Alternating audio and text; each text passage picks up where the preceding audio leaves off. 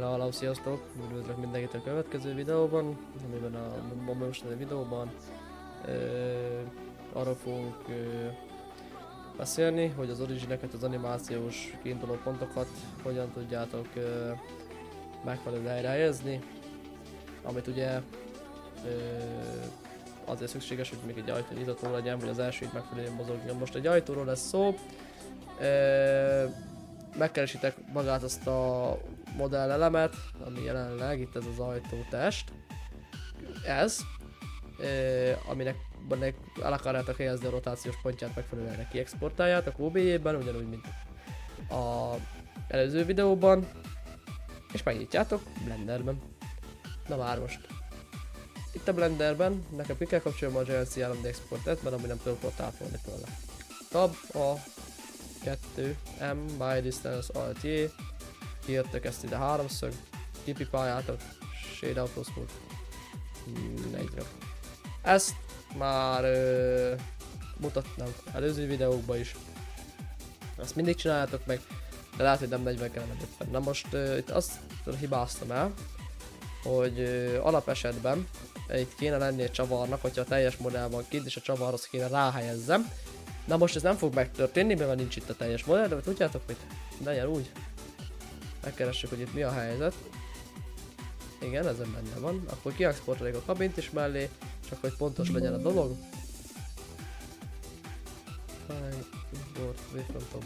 Berakjátok ide. És akkor ugye itt látszik, hogy ennek a csavarnak a helyén van itt az Origin. Lássátok? Na látjátok, így van. Sőt, nem is ott van, hanem egyel kintebb, ezen a vertex ponton van. Nyomtak egy jobb klikket, snap, kurzort a selected. Fogjátok, object set, origin to 3D kurzor, és már ott is van a helyén. Na már most. Ez nem jó. Úgyhogy azt fogjátok csinálni, hogy object, apply rotation. Most elvette a 90 fokos rotációját, és akkor most ide jöttök szépen ide erre a jobb oldali túl részre. Igen, kijelölték, hogy origins. Megnyomjátok ezt, és akkor most itt tudjuk nekünk, hogy kell, itt nincs rotétje, semmi gond, szemre beméritek, már nem tudok most jobb tippet mondani nektek, ezt kitakarítjátok innen, útban van, így, és kontroll lenyomásával beállítjátok a szöget, amit látjátok, ez kicsit sok lett, szerintem. Akkor nem kontroll lenyomásával, mert pont nincs benne az a szög. Így. Feltehetőleg jó, közben lemerült az egerem, azzal ne foglalkozzatok. Ja. Vagy a billentyűzetem merült, bocsánat. Szóval valószínűleg, hogy így jó lesz a rotétje. Úgyhogy ezt így hagyjátok, ezt is kiexportáljátok. Itt van az ajtótok. És akkor látjátok, hogy ez így el van szépen dűlve.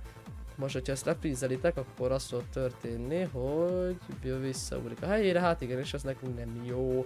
És most mit fogunk csinálni? Nagyon egyszerű a dolog. Megkeresitek szépen az eredeti ajtót, ami itt van valahol. Itt van, igen. Ezt fogjátok szépen. És most frízelitek le.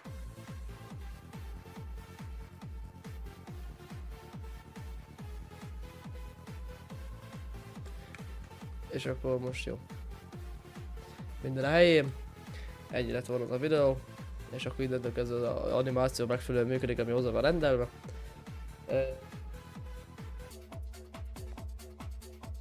Szóval ennyi lett volna a mai videó. Köszönöm szépen a figyelmet. Előre tudom, el van kapkodva. És nagyon türelmem felmenni még egyszer. És annyi információ amúgy, hogy az elkövetkezendő időszakban nem tudok ígérni több videót, egyáltalán van-e még rá igény, mert iskola van, elkezdődött az iskola, igen, én még iskolás vagyok, igen, és nem tudom, hogy mennyire lesz türelmem, energiám ezzel foglalkozni. Elnézést szeretnék kérni, ezért az MTZ pakar is ugyanez vonatkozik, próbálok mindent időben, a legjobb minőségben kiadni, ezt a videót nem sikerült, hát a köszönöm szépen a figyelmet, legyetek jók!